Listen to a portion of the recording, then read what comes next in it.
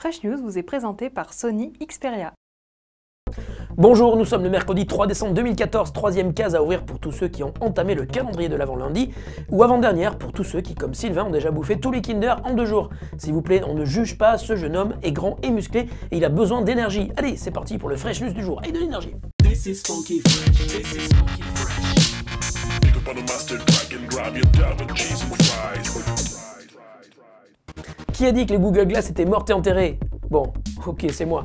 Mais je ne suis pas le seul, et le ras-le-bol d'attendre est général. Et si Google indiquait il y a quelques jours que le programme Glass n'était pas abandonné, nous avons aujourd'hui une preuve de plus que le géant de la recherche ne nous mène pas en bateau. Lundi, on apprenait que Google allait passer de Texas Instruments à Intel pour propulser les Glass. Ce changement de processeur aurait un impact direct sur le développement, mais aussi et surtout sur la puissance et l'autonomie. Ce matin, c'est du côté extérieur que l'on apprend qu'il y a du nouveau. Google aurait déposé un brevet sur un nouveau design qui apporterait beaucoup de changements. Tout d'abord, toute la partie Glass passerait du côté droit au côté gauche des montures. Ensuite, le pavé tactile changerait d'apparence pour proposer une surface plus rugueuse afin que le contact avec le doigt qui effectue les manipulations soit plus sensible. Enfin, la partie qui se pose sur le nez a disparu. Les Google Glass ne seraient maintenus désormais que grâce aux branches bien arrimées derrière les oreilles. Il faut avoir des oreilles. Il y a aussi de grandes chances pour que ce redesign soit dû à une volonté de Google de modifier la manière dont les gens voient les Google Glass. Plus discrètes, les Glass ont sans doute plus de chances de se faire accepter, là où pour le moment leur apparition est souvent synonyme d'intrusion dans la vie privée de ceux qu'elles croisent. Apparu en 1996 avec Word 6, les cliparts sont à la fois une excellente manière d'illustrer ses présentations PowerPoint ou ses documents Word, mais ils sont aussi devenus symbole d'un passé un peu kitsch que Microsoft souhaite désormais laisser dans l'histoire. Ainsi, Microsoft vient d'annoncer l'arrêt de la bibliothèque d'images et de son service de clipart pour Office.com. Microsoft l'a annoncé sur un billet de blog hier, mais qui bizarrement a été effacé quelques minutes plus tard, sans doute pour ne pas effrayer tous ceux qui, en 2014, continuent d'utiliser des cliparts pour réaliser de sublimes PowerPoint 1.0. Après 18 ans de bons et loyaux services, les cliparts sont désormais remplacés par des images libres de droit et associées aux licences Creative Commons que Bing trouvera pour vous sur le web. Chaque recherche effectuée par Bing peut être filtrée pour n'afficher que des images libres de droit, un lien indiquant la source de l'image figurant également dans la page de recherche. Il sera bien sûr possible de désactiver ce filtre Creative Commons sur les images recherchées, libre à vous de vous débrouiller avec le copyright des documents que vous aurez trouvés. On dit adieu aux cliparts qui vont rejoindre Clippy, le regretté trombone qui animait joyeusement nos documents Office il y a quelques années. Clippy, cette émission est pour toi, où que tu sois.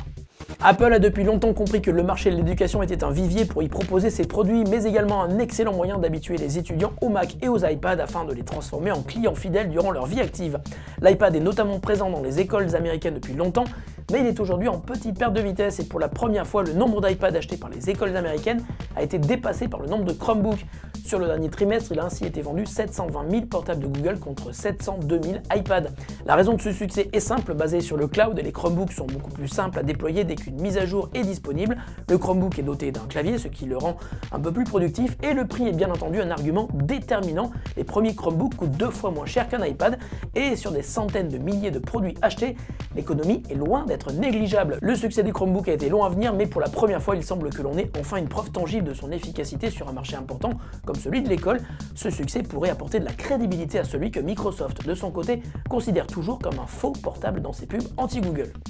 Et la question du jour nous vient de Titouan qui nous demande tout simplement s'il est possible de transférer des achats de musique et d'applications effectués sur l'App Store vers un appareil Android.